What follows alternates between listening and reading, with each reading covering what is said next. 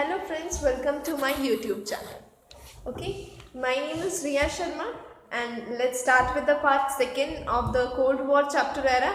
In first part, I teached you about that how to learn the dates of Cold War era and my notes. I showed you my notes, and you can get notes of the chapter with the date notes क्योंकि मैंने dates के भी अलग बनाए ताकि आप लोगों को अच्छे से easily learn हो जाए. On my Instagram ID, which link is given in the description. That is 4569132 Riya. So let's start. Hello friends, welcome to my YouTube channel. Okay, my name is Riya Sharma and let's start with the part second of the Cold War chapter era. In first part, I teached you about that how to learn the dates of Cold War era and my notes. I showed you my notes. And you can get notes of the chapter with the date notes क्योंकि मैंने dates के भी अलग बनाए ताकि आप लोगों को अच्छे से easily learn हो जाए. On my Instagram ID, which link is given in the description. That is 4569132 Riya. So let's start. So here we start. That is chapter first, the Cold War era. So here the first heading is Cuba Missile Crisis. अब Cuba missile crisis कब हुआ था? It is इन 1962. अब जो भी मैं आपको इसके बीच में क्वेश्चन पूछूँ एंड बी ऑनेस्ट, ओके, तो अब तुरंत अपने मन में उसका आंसर ले आओ. ओके, इससे आपको ये सेटिस्फाई हो जाएगा कि yes I am learning the date, मुझे डेट ग्रैप्स हो रही है धीरे धीरे. ओके, कंट्रीज इसमें क्या क्या इन्वॉल्व थी इस क्यूबा मिसाइल क्राइसिस में? That is US and USSR. And इनके रिप्रेजेंट यूएस जो थी जॉन एफ कैनेडी इनका प्रेसिडेंट था और यूएसएसआर निकिता खुरुश्चेव. ओके, सो कारण क्या था क्यूबा मिसाइल क्राइसिस का? ये तो मैंने आपको अच्छे से एक्सप्लेन कर दिया था फर्स्ट पार्ट में स्टार्टिंग में. ओके, फिर भी I will explain you. Okay, it is in short. You have to make points. आपको पॉइंट्स बनाते बनाते आपको इतना लॉन्ग बनाना है आंसर ताकि एग्जामिनर भी जब चेक करे सो ये वो उसको समझ आए कि yes the student is brilliant, smart. Okay, this thing. Let's start. So cause of Cuba Missile Crisis is that. Now what happened in 1962? Some of the presidents of USSR thought that if in the future United States invade Cuba and overthrow Fidel Castro, so what happened? So in this threat, USSR president, that is Nikita Khrushchev, wants to convert Cuba into Russian base by sending nuclear missiles in Cuba, as Cuba is backed by the USSR. Okay, financially, culturally, economically and socially, सब तरीके से. Okay, and बहुत ज़्यादा close था Cuba Russia उसके USSR के. US का part होते हुए भी पार्ट नहीं था, मतलब उसके पास ही था Cuba. Okay, so here the Cuba missile. तो so what happened, converted into Russia base. When after some weeks, America President John F. Kennedy came to know or aware of the same thing, the threat for the full-size nuclear war between two countries. तो उन्होंने कह दिया if the USSR not take back all the nuclear missiles from the Cuba, so it will be threat for full-size nuclear war between two countries. तो फिर USSR take back all the missiles from the Cuba. ऐसे यहाँ पे आके and हुआ Cuba missile crisis का. ये था क्यूबा मिसाइल क्राइसिस. अब थोड़ा सा इसका डिस्क्रिप्शन देख लेते हैं क्या था. तो अब हमें पता है कि यूएस और यूएसएसआर के बिटवीन की राइवलरी स्टार्ट हो गई थी 1945 से, immediately after the second world war. Okay, and after the second world war these two emerges as the super power in the world. Okay, अब why they are different, why as they win the war second world war with an team work, so why they are now why they are different हो गई एक दूसरे से 1945 के बाद.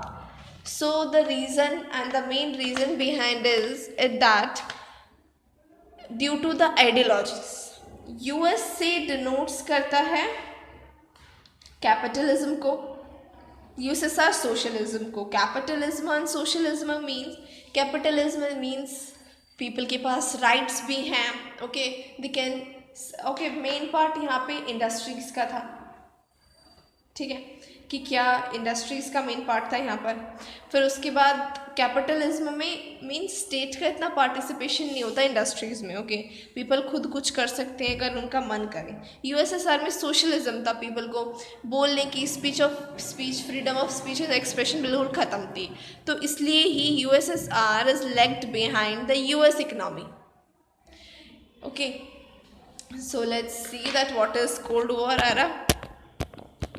ये था थोड़ा सा डिस्क्रिप्शन इसके बारे में ताकि आप ओवरव्यू इसका पता लगा सको.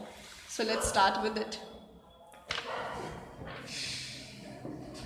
अब वर्ल्ड वॉर एंड मैंने आपको बताया था कि कैसे हुआ. ओके कोल्ड वॉर की definition now it is important to learn. Cold war refers to a situation.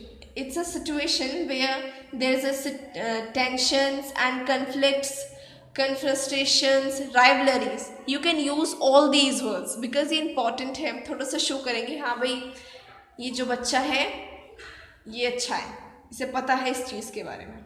Okay the world not okay sorry conflicts around the world. Okay ऐसी सिचुएशन जहाँ पे कन्फ्लिक्ट्स रहते हैं वर्ल्ड में, बट वो conflicts किस चीज़ के, बिना किसी वेपन के कोई एक्चुअल वॉर नहीं है. Okay so what happened after the second world war, the situation between USA and USSR became same as cold war. Cold war की तरह हो गई. अब कोल्ड वॉर की हमने डेफिनेशन यहाँ देखी. अब जो इनकी सिचुएशन थी बिल्कुल कोल्ड वॉर की तरह हो गई. बयानबाजी चली, एक्चुअल वॉर में वो कन्वर्ट नहीं हुआ, but only the confrontation, conflicts, rivalries started. बयानबाजी से, जैसे हम दूसरे को गुस्सा नहीं करते सिर्फ बोलने के थ्रू, इस तरीके से. It's not the fight of military और power but it's the fight of different ideologies. अब यहाँ पे ये ही मेन पॉइंट आप कहीं ऐड कर सकते हैं क्वेश्चन में अगर इससे कोई रिलेटेड हो. किसी मिलिट्री या वेपन की लड़ाई नहीं थी, only for the ideologies. They want to influence their ideologies and due to different ideologies they both spread their ideologies in all, want to spread their ideologies in all over the world. After the world all the world joined some groups, मतलब groups भी join करे, USA को भी join करा, किसी ने USSR को भी उनकी अलायंस बना दी, नाटो, वॉर्सो पैक्ट, इस तरीके से. और कुछ ने नाम पॉलिसी अडॉप्ट करी. Let's move to the next. NAM, ये नॉन अलाइन मूवमेंट का मैं आपको ज़्यादा नहीं बताना चाहूँगी क्योंकि मैंने पिछले में आपको बता दिए थे. ये 5 मेंबर्स भी इनके 5 फाउंडर्स थे. फर्स्ट समिट कब हुआ? 17 समिट. यहाँ पर here it is given 17 summit and 14 summit. ये तो मैंने सिर्फ ओनली फॉर द नॉलेज लिखा है कि 14 समिट हवाना में हेल्ड हुआ था 2016 में विद 116 मेंबर्स ओनली. ओके जो 2 टर्म इंट्रोड्यूस हुई थी दैट इज आइसोलेशनिज्म एंड न्यूट्रलिटी, वो भी मैंने आपको बताया था. ओके नाउ यहाँ पे अब हमारा मेन थिंग आती है दैट इज प्रॉब्लम ऑफ नाम. नाम की प्रॉब्लम्स क्या थी एट दैट टाइम. अगर कोई भी चीज़ आती है तो उसकी एडवांटेजेस भी होते हैं एंड डिसएडवांटेजेस भी, पॉजिटिव इम्पैक्ट भी होते हैं, नेगेटिव भी, हर एक चीज़ के, एवरीथिंग. तो वहाँ पे तो हमने अच्छाई पढ़ ली कि क्या क्या अच्छाई थी. अब यहाँ पे सब problems, let's see what is it. Majority of them were least. Okay the majority of countries are in NAM. Okay ये है नाम पॉलिसी. अब इसमें बहुत सारे 5 फाउंडर्स ही जो थे, इसके जो 5 फाउंडर्स थे नाम पॉलिसी के 1 2 3 4 5, वो ही लीस्ट डेवलप कंट्रीज थे. तो ये थोड़ी सी प्रॉब्लम आ गई. जो इकोनॉमिकली वीक कंट्री थी उन्होंने ही नाम को ज्वाइन किया. ये इसकी एक वीक था, ये लिमिटेशन थी.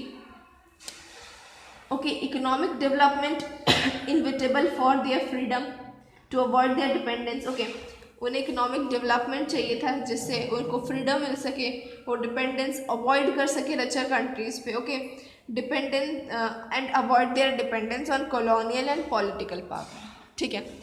तो इन्हें इकोनॉमिक डेवलपमेंट इसलिए ही चाहिए था ताकि ये अपनी अवॉइडेंस को अवॉइड कर सकें, अपनी डिपेंडेंस को। Let's see some positive impacts of NAM on the country, on the world, sorry. It gave India an opportunity to take international decision for own benefit, okay. इसने opportunity provide करी international decision। अगर suppose if हमारी India country, if India joined the US alliance, so was India able to take the decision, okay, international decision about the country? No, बल्कि और deflection होता हर एक चीज़ का, ठीक है। तो उनके बेनिफिट के लिए होती, rather than interest of super power और अलायंस, ना कि वो इंटरेस्ट को देखती चले कि सुपर पावर क्या चाहती है और अलायंसेस क्या चाहती है। ये first point clear. Second, India manage to maintain a balance among, okay, NAM policy को एडप्ट करके इंडिया का इतना अच्छा, India have a very incredible and a good way to maintain a balance among the super power, ताकि उसको वो ignore भी ना कर सके और उसको परस्यूट भी ना कर सके, ओके। यही था इसमें, ये दोनों पॉइंट्स इंपॉर्टेंट थे, you can write it. Let's see some negative impacts. It was said to be unprincipled, ये अनप्रिंसिपल्ड कहलाया। India often refused to take firm stand on the crucial international issues. Now what happened? ये अनप्रिंसिपल साबित करी गई international issues को लेने में, कि इसमें इंटरनेशनल इश्यूज़ पे ज़्यादा ध्यान नहीं दे पाए। India was inconsistent to contradictory posture sign. अब इंडिया ने, जैसे कि इंडिया ने ऐसी भी कितनी ट्रीटी साइन करी, ठीक है। एक फ्रेंडशिप ट्रीटी थी यूएसएसआर के साथ, वो करी थी उन्होंने साइन अगस्त 1971 में, ओके, 20 ईयर्स के बाद उनकी फ्रेंडशिप के लिए, as India needed diplomatic, okay. और ये किस लिए करी थी? ताकि इंडिया अपनी डिप्लोमेटिक और मिलिट्री सपोर्ट ले सके। बांग्लादेश क्राइसिस जब हुए थे 1978 हुआ था ना, 1971 में वो इस तरीके से, okay. Then next point, and continue to have good relation with US too. देखो, इंडिया ने अपने रिलेशंस यूएसएसआर के साथ भी ठीक रखे। कुछ राइवलरीज हुई यूएस के साथ, यूएसएसआर के साथ ट्रीटी को साइन करी, ये क्यों किया वो क्यों किया, बट यूएस के साथ भी उसके अच्छे रहे। उन्होंने बांग्लादेश क्राइसिस में मिलिट्री सपोर्ट दिया था जब वॉर हुआ था, इन्होंने भी दिया और इन्होंने भी दिया, यूएस ने। तो यहाँ पे हमारा ये टॉपिक फिनिश होता है। Let's move to the another. So let's see some alliances. मैंने आपको भी इसके बारे में बता दिया था, ये तो मेरे नोट्स हैं सिर्फ जिसमें रिपीटिशन हो रहा है। वेस्टर्न अलायंस जो यूएस में है, जो यूएस परस्यू करता है, ईस्टर्न अलायंस यूएसएसआर, ओके, ये तो सब मैंने आपको बता ही दिया था। Let's move to the next. Small states super power, small state support, sorry T नहीं लगा था, small state support super power. हम ये दो पॉइंट्स गिवन हैं हमारी बुक में कि सुपर पावर जो थी उन्होंने स्मॉल स्टेट्स का क्यों सपोर्ट लिया और स्मॉलर स्टेट्स क्यों अलायंसेस के साथ जुड़ना चाहती थी। सो लेट्स सी। अब पहला है smaller states support super power. Smaller state super power को क्यों सपोर्ट करती थी? अपनी प्रोटेक्शन के लिए, क्योंकि जब इतनी बड़ी सुपर पावर है तो वो तो अच्छे एकदम से इन्वेड कर लेती स्मॉलर स्टेट को, इसलिए स्मॉलर स्टेट्स प्रोटेक्शन चाहती थी, इसलिए उन्होंने ज्वाइन किया। इकोनॉमिक सपोर्ट चाहती थी और वेपन्स चाहती थी उन कंट्रीज से। बस यही 3 रीज़न है। I don't think that there is need to explain all this. That super power want smaller state. अब सुपर पावर को क्यों चाहिए स्मॉलर स्टेट? रिसोर्सेज के लिए। अब जैसे कोई वॉर हुआ, जैसे यूएस ने जो वॉर किया था जब इराक इन्वेड करना चाहता था कुवैत को, है ना, तो क्या हुआ, उसमें मिलिट्री जो अलायंसेस थी उनसे मिलिट्रीली उन्होंने उसको वॉर में कन्वर्ट किया। फिर क्या हुआ उसके बाद जो भी उनकी वो थी, जैसे कि हेजेमनी चैप्टर में गिवन है, उन्होंने अपनी रिसोर्सेज फुलफिल करी कंट्रीज से, जो भी उनकी अलायंसेस थी, जापान से, जर्मनी से, ऐसे। देन टेरिटरी चाहिए ताकि वेपन्स को लॉन्च कर सके वहाँ से। अब यूएस से अगर इंडिया में कुछ करना है तो वो एकदम से यूएस से तो नहीं हो जाना, कोई ऐसी टेरिटरी चाहिए जहाँ से बिल्कुल सीधा निशाना वहीं जाए। So it's important. Location to spy on का मतलब होता है निगरानी रखने के लिए, ऐसी लोकेशन ताकि अपने दुश्मनों पर, अपने एडवर्सरीज पर निगरानी करी जाए, इकोनॉमिक सपोर्ट के लिए। लेट्स सी, अब आता है हमारा न्यू इंटरनेशनल इकोनॉमिक ऑर्डर। अब ये इंट्रोड्यूस हुआ पूरे वर्ल्ड में, इसकी डेफिनेशन भी आ जाती है। तो इसके अंडर सबसे पहले तो LDCs जो लीस्ट डेवलप्ड कंट्रीज थी उनको स्केलेट, उनकी इकोनॉमी को बढ़ाने के लिए था। तो यहाँ पे UNCTAD, United nation conference on trade and development, उन्होंने उन्होंने 1972 में एक पॉलिसी बनाई, that is a new trade policy for development के लिए। और इसने ऐसे रिफॉर्म्स बनाए ट्रेडिंग के लिए जो कि यहाँ पे हमें दे रखे हैं। That is LDCs control over there natural resources. LDCs का कंट्रोल होना चाहिए नेचुरल रिसोर्सेज पे जो एक्सप्लॉइट करे जा रहे हैं डेवलप्ड कंट्री से, जो कि वेस्टर्न कंट्रीज करती हैं। Reduce the cost of technology from the western countries. Technology की कॉस्ट को रिड्यूस करा ताकि लीस्ट डेवलप्ड कंट्री जो है जिनके पास इकोनॉमी इतनी नहीं है, हाई नहीं है, वो ईजिली परचेज कर सकें technology. Least developed country have और with a great role in international economic institution. LDCs का भी ग्रेटर रोल होना चाहिए इंटरनेशनल इंस्टीट्यूशंस में जो कि इकोनॉमी से रिलेटेड है। ये कुछ वॉर्स थे जो मैंने आपको बताए थे, ये सब। अब लेट्स सी, अब इंडिया की सिचुएशन, इंडिया ने कैसे रिएक्ट किया कोल्ड वॉर की तरफ, ये 3-4 मार्क्स में या 5 में भी आ जाता है। सो लेट्स सी, इंडिया के और कोल्ड वॉर के क्या क्या रिलेशंस थे एक दूसरे के साथ। एज अ लीडर ऑफ नाम, इंडिया ने ऐसा रिस्पॉन्स दिया कोल्ड वॉर की तरफ 2 तरीक़ों में। एक तो उन्होंने दोनों अलायंस को उनसे दूर रही, नाम पॉलिसी अडेप्ट करके, और उन्होंने वॉइस रेस करी उन कंट्रीज़ के लिए जो कि अभी अभी इंडिपेंडेंट हुई थी, डीकोलोनाइज्ड हुई थी और वो इन अलायंसेस का पार्ट बन रही थी। Then second point, India try to reduce the difference between the alliances. उन दोनों के बिटवीन की rivalries they want to finish, India want to finish all these, and also prevent differences that from escalating into a full-scale war between the countries, both the alliances US and USSR. Then India leaders often used to communicate and mediate different Cold War rivals, such as in Korean War. Only not Jawaharlal Nehru, the leaders of India also communicate, also become fruitful at that time to mediate the rivalries between Cold War and especially during the Korean War, which is in 1950s.